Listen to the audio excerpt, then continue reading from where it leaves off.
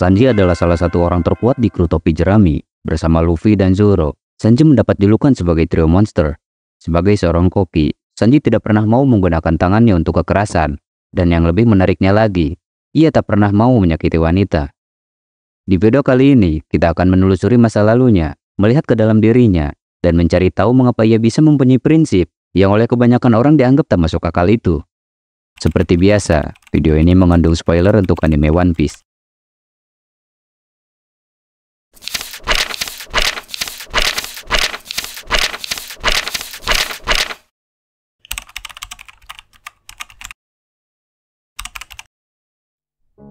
Ketika membicarakan karakter utama dalam serial One Piece, terutama ketika membahas tentang masa lalunya, mereka pasti memiliki satu tragedi besar di masa lalu mereka. Seperti Zoro dengan kematian Kuina, Usopp dengan kematian ibunya, Robin dengan kematian semua yang disayanginya, dan Nami dengan kematian Belmer. Sanji pun demikian.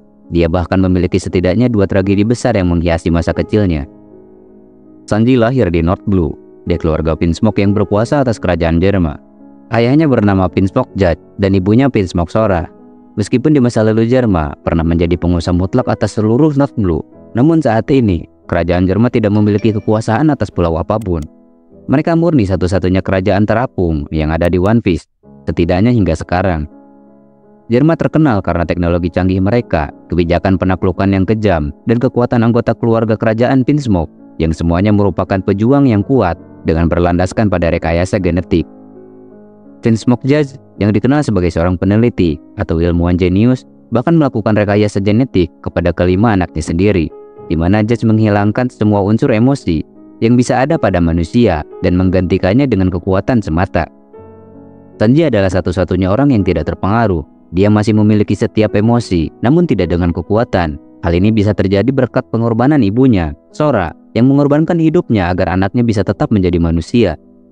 Hal inilah yang menyebabkan masa kecil Sanji penuh dengan kekerasan dan menjadi sasaran kebrutalan. Dia lahir di keluarga yang mengutamakan kekuatan, yang dibesarkan untuk memenuhi obsesi ayahnya terhadap prajurit yang hanya tahu cara bertarung saja. Di sini, Sanji banyak sekali menerima kekerasan. Ia dipukuli, ditendang, diasingkan, dan diisolasi hingga akhirnya dicampakkan. Bahkan, ayahnya, Pinsmoke Judge, menyatakan Sanji telah mati karena ketidaksetujuannya terhadap anak yang dianggap lemah.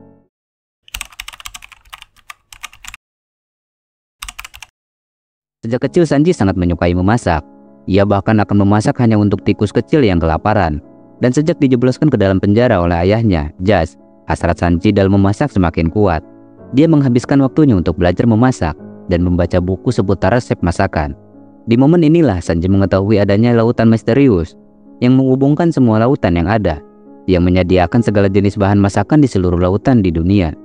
Tempat ini adalah surga bagi para koki, dan Sanji bermimpi untuk dapat menemukan tempat yang dikenal dengan All Blue tersebut. Mimpi inilah yang Sanji bawa hingga ia dewasa. Keinginan Sanji untuk menjadi koki semakin kuat setelah ia bertemu dengan Zeff, pensiunan bajak laut yang juga merupakan seorang koki. Sanji dan Zeff sama-sama ingin menemukan All Blue. Adanya kesamaan mimpi inilah yang membuat Zeff menyelamatkan Sanji saat mereka pertama kali bertemu. Zeff bukan hanya sekedar penyelamat bagi Sanji, tetapi ia telah menjadi teladan, sekaligus sosok ayah baginya. Saat mereka berdua terdampar di sebuah pulau yang hanya ada bebatuan saja, di mana mereka terjebak selama lebih dari 60 hari di sana, dengan makanan yang hanya cukup untuk 10 hari saja. Dengan semua makanan yang tersedia diserahkan kepada Sanji. Zeff bahkan merelakan salah satu kakinya untuk dapat terus hidup.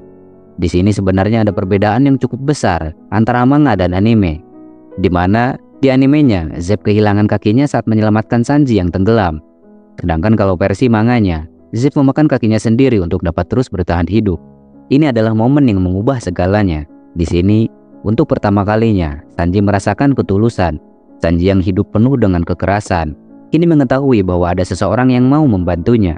Bahwa ada seseorang yang mempunyai mimpi yang sama dengannya. Ini adalah momen di mana Sanji mendapatkan sosok orang tua. Seseorang yang bisa dipanggil ayah dengan sukarela. Dan ini juga alasan kuat mengapa Sanji tidak pernah mau lagi menyanyiakan makanan. Kejadian ini membuat Sanji sadar betapa berharganya makanan yang dulu seringkali ia abaikan. Dari sini, Sanji berkomitmen untuk memberikan makanan kepada mereka yang kelaparan. Tidak peduli siapapun itu, mau itu kawan ataupun lawan. Hal ini tercermin dari perkataannya. Iga. ベッジ、暗殺はお前の自由。だが、それは俺が客の腹を満たしてからにしろ。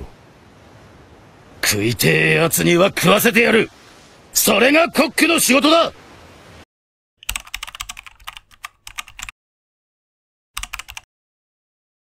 Setelah bergabung dengan kru topi jerami, Sanji dikenal sebagai trio monster dan salah satu dari dua sayap calon raja bajak laut.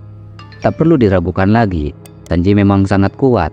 Ia bahkan bisa mengalahkan Queen yang memiliki bounty di atas 1 miliar berry. Dan kekuatannya ini sekali lagi terkait erat dengan asal-usul kelahirannya yang menjadi subjek dari rekayasa genetik.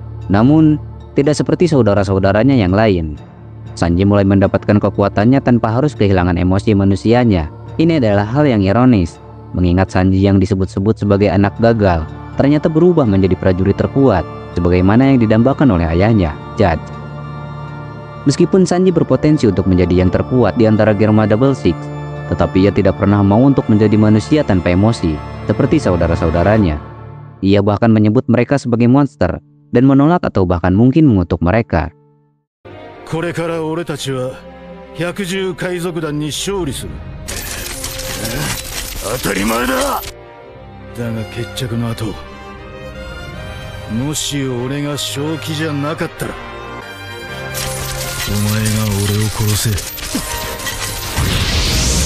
Kita bisa melihat bahwa Sanji lebih baik mati daripada harus menjadi salah satu bagian dari Vinsmoke. Sanji memiliki satu ketakutan sejak dulu. Seperti yang disebutkan tadi, ia tidak pernah mau memiliki kekuatan Germa dan kehilangan emosi manusianya.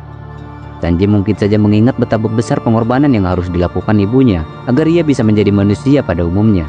Dan Sanji merasa bila ia berubah menjadi seperti saudara-saudaranya yang lain, maka ia telah mengkhianati pengorbanan ibunya dan ia tak ingin kematian ibunya berakhir sia-sia. Seperti yang pernah Reiju katakan ketika di Whole Cake Island, bahwa biarlah kerajaan Germa hancur, asalkan Sanji bisa tetap hidup. Bahwa Sanji adalah bukti dari keberadaan dan keinginan ibu mereka, yaitu Sora.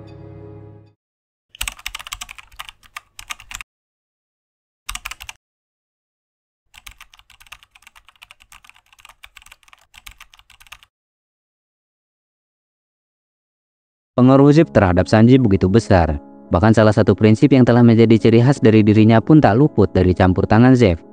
Kita mengetahui bahwa Sanji lebih baik mati daripada harus menyakiti wanita. Dan ini bukanlah omong kosong belaka.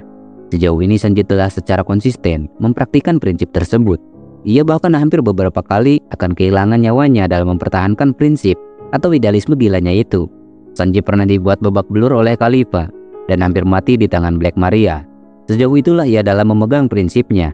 Prinsip yang oleh banyak orang atau bahkan kita anggap tak masuk akal. Cukup banyak hal menarik ketika kita membicarakan koki mesum yang satu ini.